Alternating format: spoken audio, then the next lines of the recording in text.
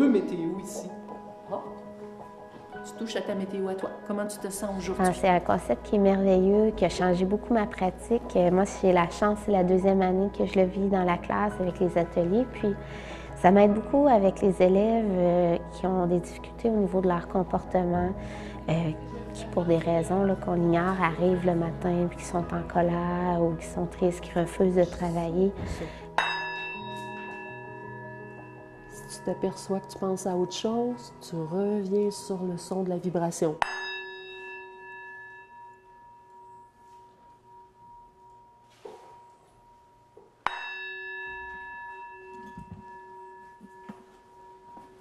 C'est un moyen de les calmer, c'est un moyen de les ramener sur ce qui est important, parce que souvent ils partent sur plein de choses, puis là, au bout, on prend un moment, on s'arrête, ça permet de se recentrer sur le travail au lieu d'être éparpillé par tout ce qui se passe autour.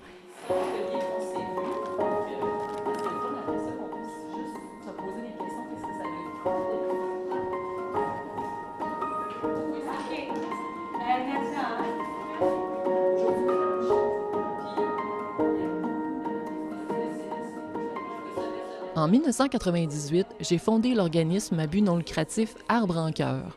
De septembre à juin, j'offre aux enfants de la maternelle 4 ans à la 6e année, et particulièrement aux jeunes défavorisés, incluant les nouveaux arrivants et les jeunes des communautés autochtones, la possibilité de développer leur plein potentiel humain.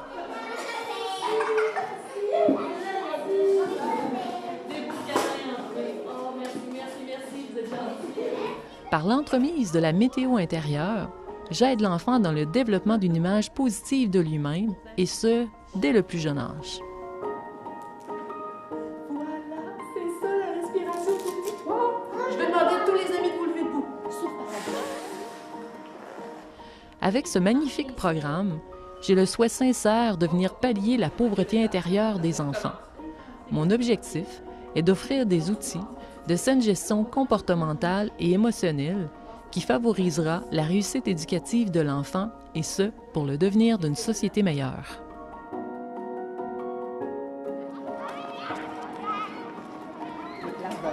Ceux qui déplacent de l'air, nos anxieux, on a des enfants... Le concept de la météo intérieure de l'organisme Arbre en cœur est un programme universel applicable de la petite enfance à l'âge adulte.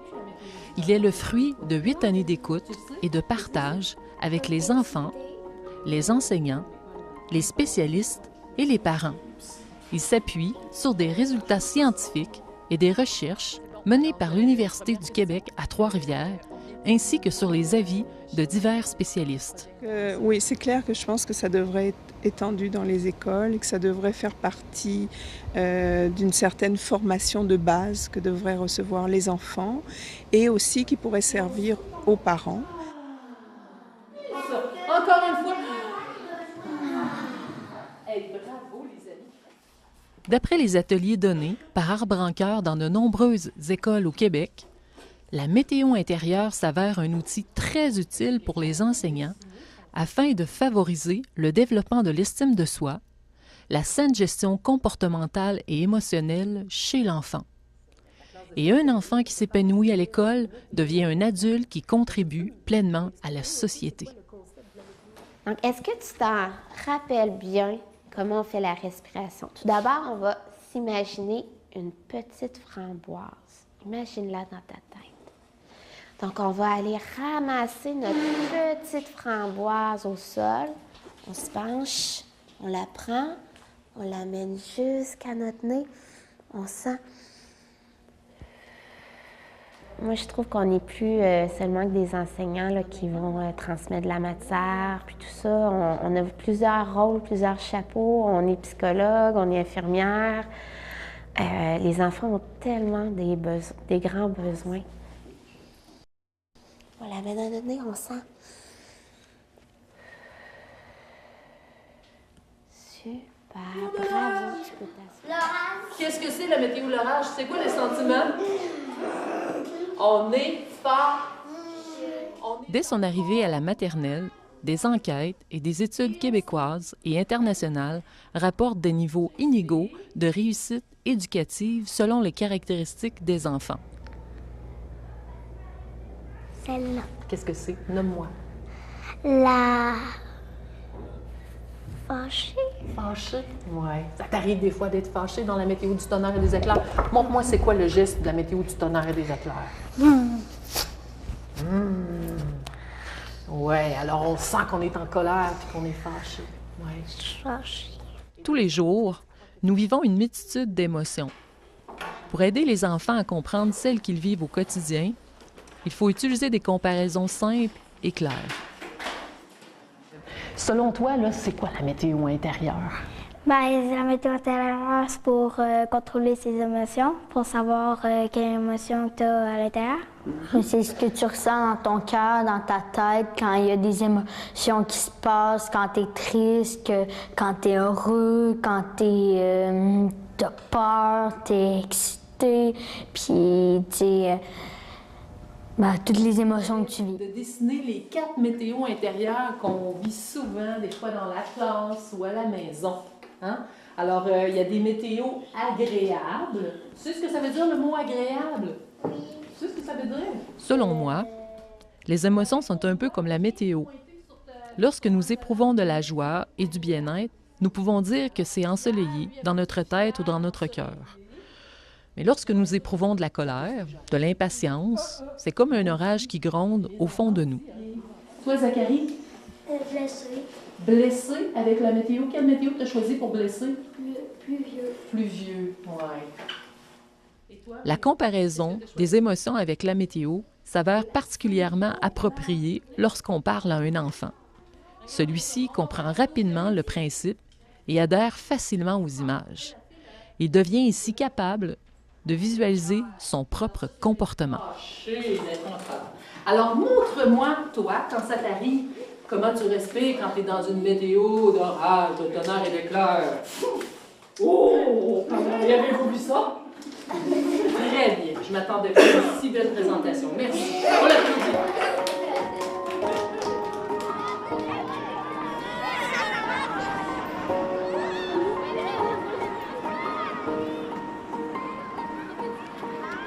De plus en plus d'écoles désirent obtenir les services d'Arbre en Cœur, autant pour les ateliers scolaires avec les enfants, pour la formation des enseignants, pour des conférences afin de soutenir les parents ou pour des ateliers parents-enfants dès la maternelle 4 ans. C'est un programme que les enseignants attendaient. Quand j'en ai parlé, les gens attendaient ça, ce type de formation-là et d'entraide en classe pour les enfants. C'est sûr que ça a un impact sur eux dans leur quotidien. Je pense que c'est important que les enfants puissent apprendre à reconnaître leurs émotions à travers les différentes situations quotidiennes dans une école, dans la classe, en contexte d'enseignement, en contexte de jeu à l'extérieur. Je pense que c'est important que les enfants puissent bien reconnaître les émotions qu'ils vivent et bien les gérer. Puis je pense que ton concept de météo intérieure est important à ce niveau-là. C'est comme si c'était le monde. Et puis tout le monde, on doit vivre dans ce fameux cercle-là. Puis toutes sortes de météo, puis juste le fait de rentrer en contact, ça change encore, ça change encore, ça change encore. Et en fait, je me suis rendu compte que si on faisait attention à la manière dont les enfants vivaient leurs émotions, tout à l'heure j'ai vu Océane qui pleurait, puis ça m'a touché. C'est quelque chose d'important quand vous vivez des émotions. Les gens ne se rendent pas compte à quel point les émotions vont être un promoteur de l'apprentissage, mais en même temps quelque chose qui va bloquer l'apprentissage. Un enfant, quand il vit des émotions, il est totalement impliqué par ses émotions. Et plus ces émotions sont fortes, plus tout son être est totalement dédié à la gestion des émotions. Donc, si on ne tient pas compte de ce que l'enfant vit, et je sais que parfois pour les enseignants ça peut être difficile parce que s'ils ont 26 ou 28 élèves dans la classe, ce n'est pas évident. Ça demande une gestion de groupe. Mais de ne pas faire attention à l'émotion des enfants, c'est comme si on essayait de remonter une rivière en crue avec un kayak. L'enseignant va à ce moment-là avoir beaucoup de difficultés à faire passer ses apprentissages. Quand L'enfant a une capacité de réguler ses émotions, soit tout seul, soit avec l'aide de son environnement, dont le professeur. À ce moment-là, il devient disponible pour apprendre. Et l'émotion va venir renforcer aussi bien son envie, sa motivation pour apprendre, que sa capacité de mémoriser ce qu'il apprend en classe. Donc l'émotion est un vecteur fondamental pour l'apprentissage. Inspire lentement. Encore une fois, inspire. Excellent, une dernière fois. Excellent. Bon, c'est correct, là? Tu l'as bien fait. Bravo. Pour moi, c'est un nouveau moyen, puis ça donne tellement bien cette année avec le groupe que j'ai, qui est très agité, puis qui est quand même qui est demandant là, au niveau de gestion de classe. Pour moi, ça a été comme, là, ce qui est arrivé, là, c'est comme un moyen. J'ai essayé plein de choses, plus ce moyen-là, mais c'est vraiment, ça part d'eux, et que c'est vraiment un moyen que je trouve qui est rassembleur aussi, qui intervient sur le groupe, pas juste sur un élève.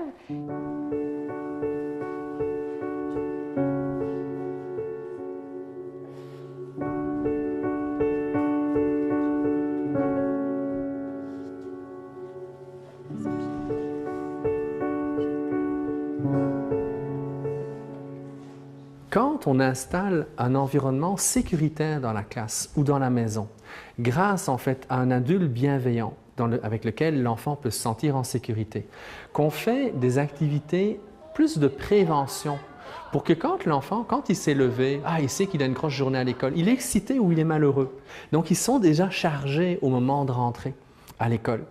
Et donc, si l'enseignant peut utiliser une routine comme celle que tu as mise en place, mais c'est certain que ça va déjà aider l'enfant à revenir à lui, revenir dans le moment présent, être là en sécurité avec l'enseignant. Oui, ça a brassé à la maison, oui, ça a peut-être brassé dans la cour de récréation parce que l'enfant s'est fait intimider, ou il a eu peur d'être rejeté, ou alors on s'est moqué de lui, ou il n'a pas été choisi pour faire le jeu dans lequel la plupart des petits gars ou des petites filles se sont impliqués dans la cour.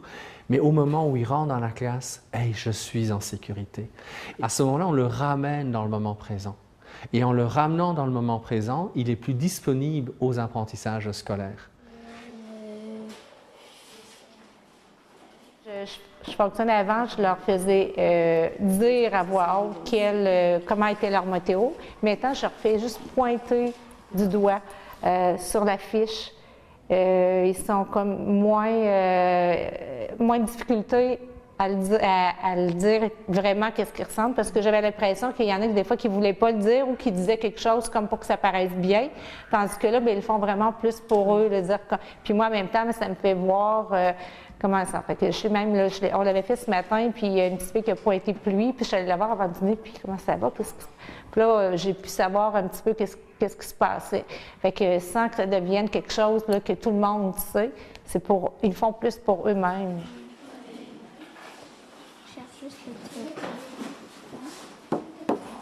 Alors, je vois qu'il y en a plusieurs qui sont ambivalents entre deux choses. Oui. Alors, peut-être des fois, ça peut être comment tu te sens à la maison, comment à l'école, ça peut être deux sentiments là, que tu vis. Toi, la dernière, tu sens comment? Aujourd'hui, là, vous le savez, je vous l'ai dit ce matin, Tout arc-en-ciel. j'ai un gros soleil. Et on expire. Le programme que j'ai créé permet d'atteindre un climat de bienveillance dans l'école et favorise le goût d'apprendre et de réussir. On va se lever debout. Vous allez vous placer. Avec la météo intérieure, on réussit à les apaiser, à leur donner des outils. Oui. Puis là, à ce moment-là, c'est plus facile de faire le travail pour lequel j'ai été formée. Oui, c'est ça. Les amener à apprendre à lire et à écrire. Si tu passes ton temps à lancer des flèches aux alentours, ça veut dire regarder tes amis. C'est comme si tu lançais des flèches n'importe où. Mais je vais t'expliquer avec une méditation des sons.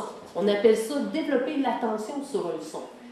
C'est l'atelier où est-ce qu'on lançait des flèches de concentration. Je vais faire résonner un son. Puis en fermant les yeux, tu vas lancer des flèches sur le son. Ce que je veux dire, c'est dans ta tête que tu vas lancer des flèches. Tu vas essayer de juste lancer des flèches avec ton esprit à concentrer sur le son qui est là. Si tu t'aperçois là, que tu es distrait, tu reviens sur le son, c'est juste ça le jeu. C'est l'atelier où est-ce que, bon, les enfants écoutaient un petit bruit, puis là, ils lançaient une flèche comme avec leur arc, puis ils se concentraient vraiment sur l'objet ou le bruit. Puis après ça, c'était... Moi, ce que j'ai aimé, c'est qu'à un moment donné, on était en train d'apprendre quelque chose en classe, puis là, à un moment donné, c'était fébrile dans la classe, puis là, il y a un enfant qui a dit on devrait lancer des flèches de concentration. Puis là, tout le monde était embarqué. Puis après ça, le calme est revenu dans la classe, puis ils ont pu vraiment bien apprendre ce que j'avais à leur montrer. Ouais. Puis je pense que si on n'enseigne pas aux enfants à se concentrer, à leur donner des outils, bien, ils ont de la difficulté. Donc, la météo intérieure puis les ateliers viennent combler un besoin de ce côté-là. Mais ce que je te demande, c'est que tu regardes ici mes yeux. D'accord? OK. Alors, je vais te demander, là, tout le monde d'aller plus vite. Depuis 2015, Arbre en Cœur travaille étroitement avec l'Université du Québec à Trois-Rivières. Afin que le programme puisse être reconnu, nous avons effectué 3 recherches avec des enfants de 5 à 7 ans afin de vérifier l'impact du programme. Oui, en fait, c'est qu'on a cherché à évaluer un peu le programme Arbre en Cœur. Il n'en ressort que pour le groupe de maternelle, les groupes de maternelle et de première année, il y a une diminution significative, donc importante, en ce qui concerne les problèmes d'attention, les comportements agressifs également. Pour le groupe de maternelle seulement, bien, les groupes de maternelle, parce qu'il y a quand même une distinction à faire, il y a une diminution significative pour ce qui est des problèmes de comportement agressif. Donc, on peut penser que les élèves ont appris à mieux nommer leurs émotions, à plus les verbaliser au lieu de les agir en poussant les amis, en criant, en faisant des choses comme ça. C'est ce qu'on peut déduire en fait du résultat. Puis pour ce qui est des premières années, seulement, il y a eu une diminution significative de l'anxiété. Donc, on sait que l'anxiété, en fait, c'est souvent suscité par une impression de perte de contrôle. On n'a plus le contrôle sur les choses, on se sent anxieux. Donc, on peut penser également que le programme que tu donnes dans les écoles fait en sorte que les élèves ont un sentiment d'avoir une meilleure maîtrise de soi, une meilleure connaissance de soi, ce qui peut démontrer une moins grande anxiété, finalement. Puis, c'est ça. Fait que les enseignantes ont un intérêt envers le programme, considèrent que réellement, ça a des impacts positifs dans leur gestion de classe, chez les élèves également. Puis, la majorité également ont mentionné que ça pourrait être quelque chose même de souhaitable, que ce soit établi dans diverses écoles et que vraiment, ça devienne un programme clé, en fait.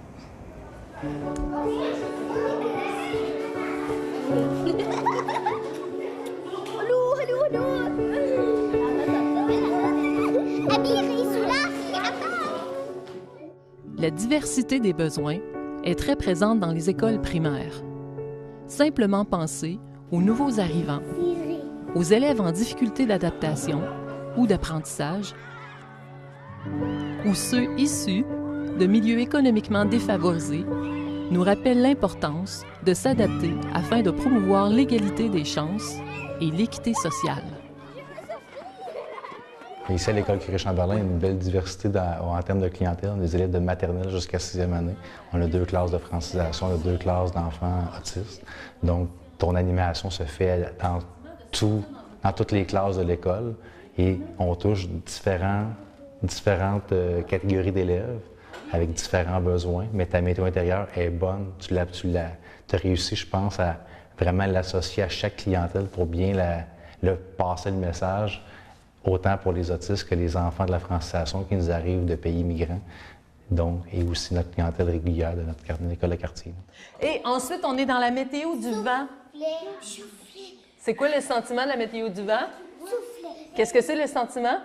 Souffler. Oui, souffler, mais le sentiment, elle a fait... On se sent comment quand on est... Excité. Comment? Excité. Tout le monde, on le dit. Je m'appelle Marie-Ève Leduc, je suis enseignante en classe d'accueil à l'École Curie-Chamberlain. C'est dans ma classe ici, dans la classe de ma collègue, qu'on accueille les nouveaux arrivants. On a beaucoup de Syriens, des Colombiens, des enfants du Burundi, du Congo. Puis on en accueille constamment pendant l'année, ça roule. Ça représente beaucoup parce que je trouve que c'est des enfants qui ont des passés souvent très difficiles. Puis de mettre des mots et Des images surtout, sur des émotions, mais c'est un beau cadeau qu'on leur fait. C'est dans une société où je trouve on nomme pas souvent ça, où on prend pas beaucoup de temps d'enseigner ça aux enfants. Je trouve ça essentiel. Puis j'ai le goût de continuer puis de poursuivre dans ce sens-là. Et toi? Même encore, j'en ai qui ne parlent pas français, mais ils sont capables d'aller me pointer le soleil ou la pluie, puis on le fait aussi avec nos mains, la pluie, le soleil, puis ça c'est sûr que ça aide beaucoup.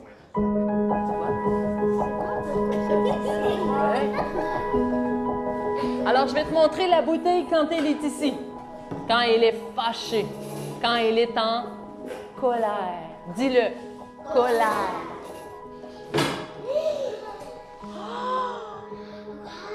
Wow! Alors, la bouteille, elle est en colère. Elle est fâchée.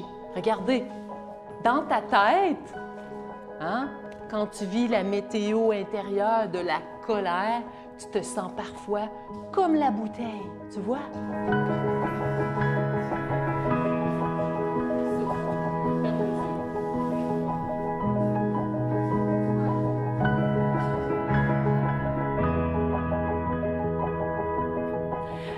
Moi, je suis enseignante dans une classe d'élèves TSA au niveau primaire.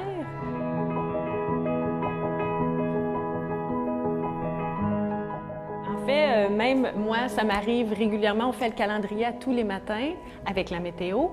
Et j'ajoute souvent, avant même de nommer la journée, la date du jour, je nomme ma météo intérieure parce que le mandala est juste à côté du calendrier. Puis je le dis souvent, bon, moi, je me sens dans le vent aujourd'hui. Moi, je suis un petit peu dans les nuages. Puis les élèves, je le vois qu'eux aussi, là, ils amènent leurs yeux sur le mandala. Puis il y en a qui, spontanément, vont nous donner leur météo. D'autres, je vois qu'ils regardent, mais ils ne veulent pas partager leur météo intérieure. Mais je sais qu'ils le font. Ce qu'ils ont aimé beaucoup aussi, c'est la bouteille. Avec les flocons noirs, là. Je me suis fait demander, est-ce que je peux la bouger? Puis elle est là, elle est présente. Ça aussi, c'est quelque chose qui est représentatif pour eux. C'est important, eux, du concret. Comme je disais, l'histoire de Mathéo, j'ai un élève qui le dit, « Ah là, il y a un nuage noir. » Puis, tu sais, c'est vraiment bénéfique. Ils ont pu... c'est plus facile pour mettre des mots sur leurs émotions, ce qui n'est pas évident, là. C'est pas évident pour personne, mais pour eux, encore moins, là, ouais.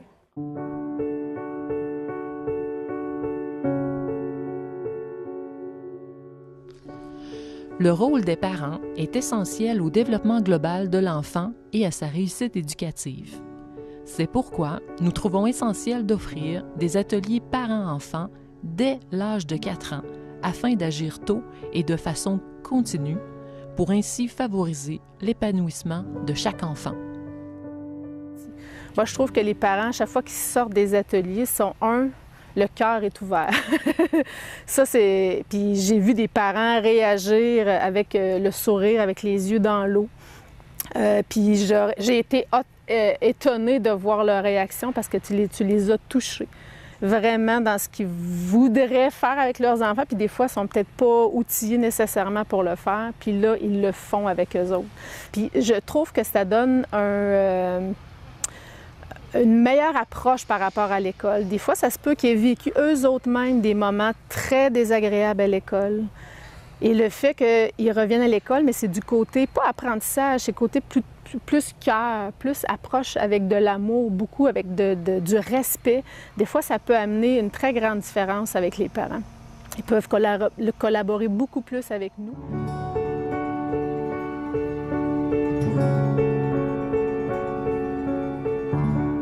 Nos activités sur la gestion des émotions, ainsi que sur l'apprentissage de différentes techniques de respiration et de pleine présence, favorisent un mieux-être global pour l'enfant. Ça m'a permis de vivre du calme, puis c'est ça, du calme, puis parce que des fois je me sens agitée, puis ça me permet de me calmer. Des fois quand je suis triste ou quand je suis fâchée. Oui, tes pensées sont dans ta respiration.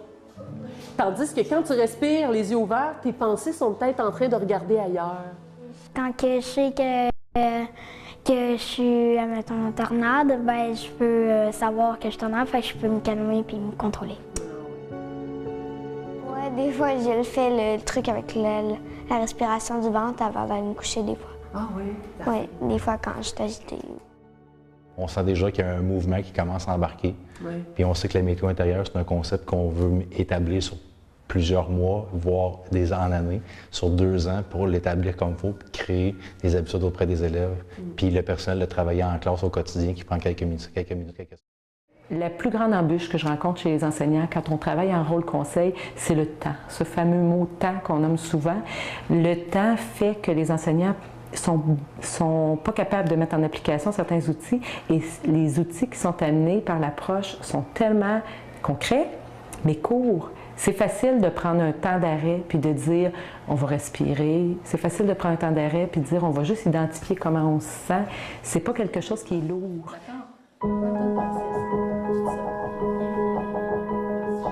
Jusqu'à notre nez, on sent.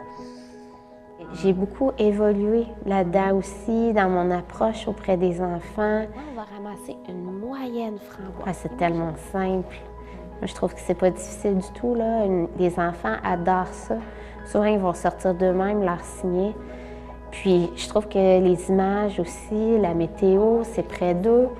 C'est vraiment une bonne façon pour eux là, de comprendre les sentiments puis les émotions.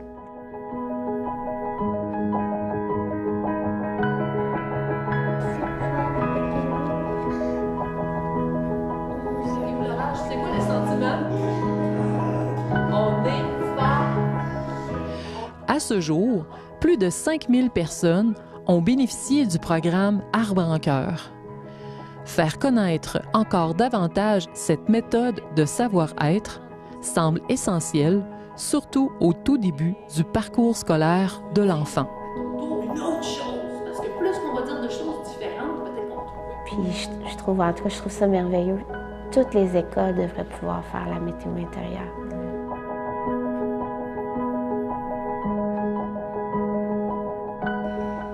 Je t'aime, mon ami.